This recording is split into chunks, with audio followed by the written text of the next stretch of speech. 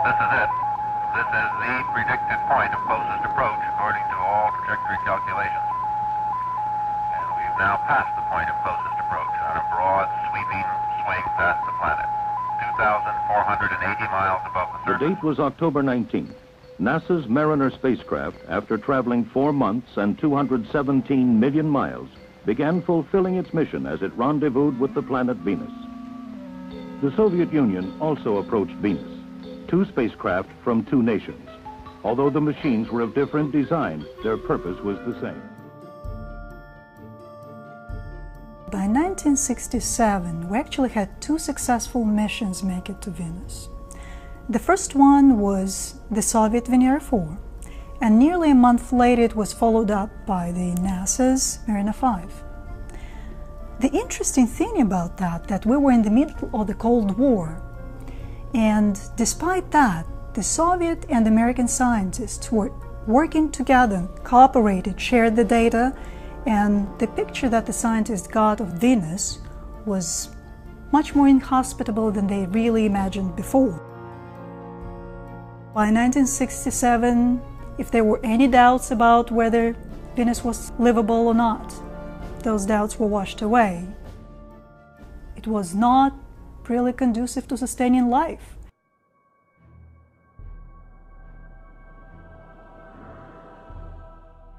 Now in an unexplored region of space, Mariner was placed on its Mercury intercept course by the gravity of Venus, the initial target on this first dual-planet mission. Mariner 10 took more than 3,500 pictures during its rendezvous with Venus in February.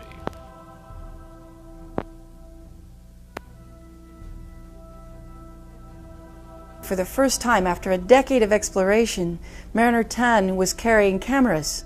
We had ultraviolet cameras. We could actually make some of the most beautiful images. I mean, here we have Venus, the goddess of love and beauty, and we had yet to really make a close-up picture of her.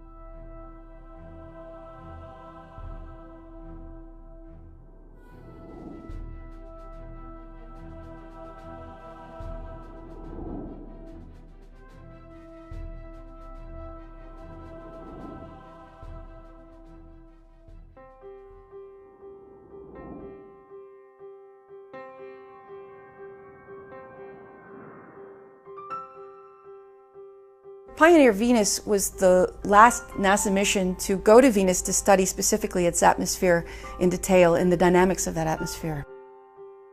That was 30 years ago that we sent it there. It took a lot of detailed data that allowed us to test theories that we had about why Venus was such a strange environment.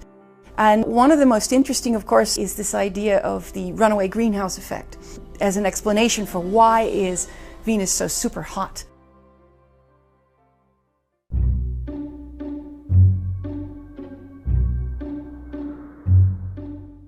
So while the Pioneer Venus orbiter was sending a steady stream of data back to Earth, the Soviet program undertook several more, actually 8 missions back to Venus.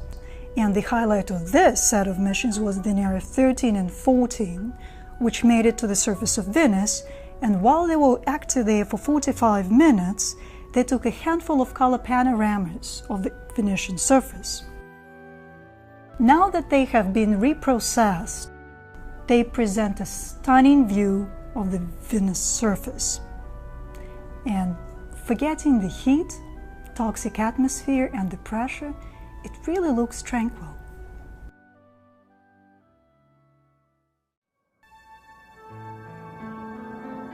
Venus, the brightest star in the evening sky, has captured our imaginations for centuries. Since August of 1990, though, a spacecraft named Magellan has peered beneath this veil of mystery to show us the surface of Venus in unsurpassed detail.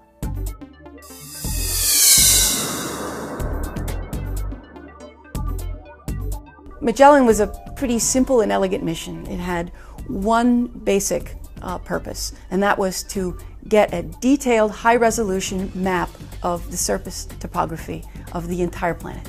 And what we saw was an enormous surprise, a very young surface, lots of volcanic features, There were lava plains and volcanoes and all kinds of features. It was an unexpected and marvelous revelation of what was underneath those clouds.